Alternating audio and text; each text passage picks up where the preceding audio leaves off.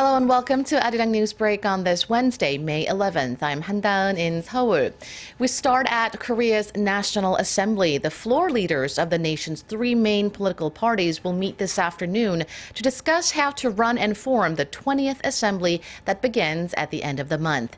Ruling Saenuri Party floor leader Chung Jin-seok, his main opposition Minju Party counterpart Woo Sang-ho, and Park Ji-won of the minor opposition People's Party are scheduled to begin their talks at 5 p.m. Korea time. It'll be the first time for the three to meet since they won their respective posts. One of the top agendas is how to allocate the chairman posts of the Assembly's 18 standing committees. The most coveted posts are a National Assembly Speaker and the chairperson of a Judiciary Committee, as both are considered to have special leverage over legislative activities. Currently, the Minju Party, which will hold the largest number of seats, is expected to recommend one of its lawmakers take the Speaker seat, while the Saenuri Party will get the chairmanship of the Judiciary Committee.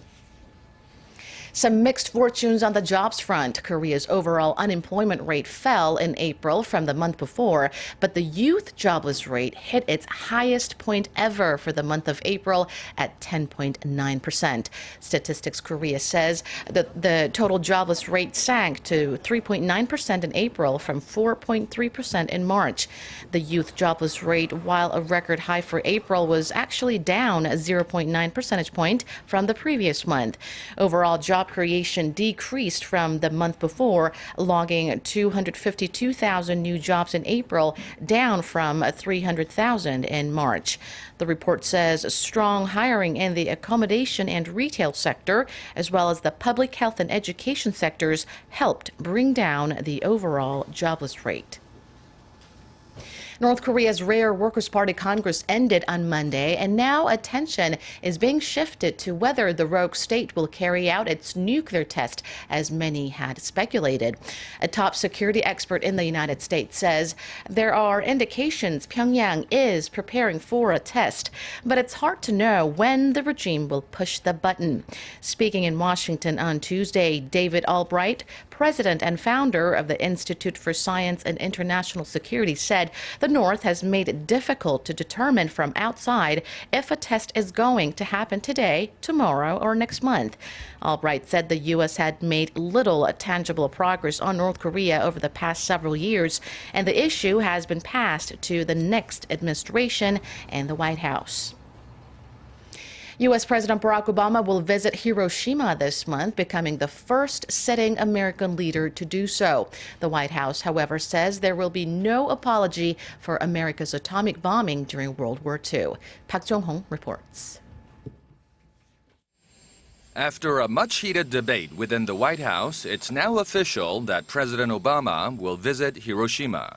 This itinerary had been controversial, as some feared it would be interpreted as an apology by the U.S. for dropping an atomic bomb on the city in August 1945, at the tail end of World War II. But the White House made it clear that is not the case, and there will be no apology. The president intends to visit to send a much more forward-looking signal about his ambition for realizing the goal of a planet without nuclear weapons. On May 27th, President Obama and Japanese Prime Minister Shinzo Abe will tour the site of the world's first nuclear bombing. The visit comes as part of Obama's week-long trip to Asia, beginning from May 21st. Prime Minister Abe told reporters he hoped the visit would become an opportunity for the U.S. and Japan to pay tribute to the victims. While most Japanese see the bombing of Hiroshima and Nagasaki as unwarranted, the majority of Americans see it as justified to end the war and save U.S. lives.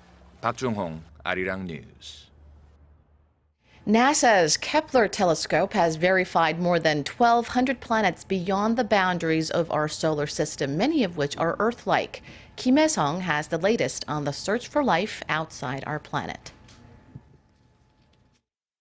NASA added 1,284 new planets to the known galaxy on Tuesday, the biggest single announcement of new exoplanets so far. Of the newly discovered planets, 9 are less than twice the size of Earth and are located in the so-called habitable zone around their stars, where conditions are favorable for liquid water and potentially life. NASA says the discovery gives hope that we can eventually discover an Earth-like planet. Since launching in 2009, Kepler has been watching more than 150,000 stars in one part of the sky to determine exoplanet candidates and has confirmed a total of 2,300. Next year, NASA plans to launch another space telescope called TESS. It will be similar to Kepler but will search the entire sky to find Earth-like planets around closer, brighter stars. Kim Hae-sung, ARIRANG News. And that does it for now. Thank you for watching. Stay tuned to ARIRANG for more news updates coming up at noon.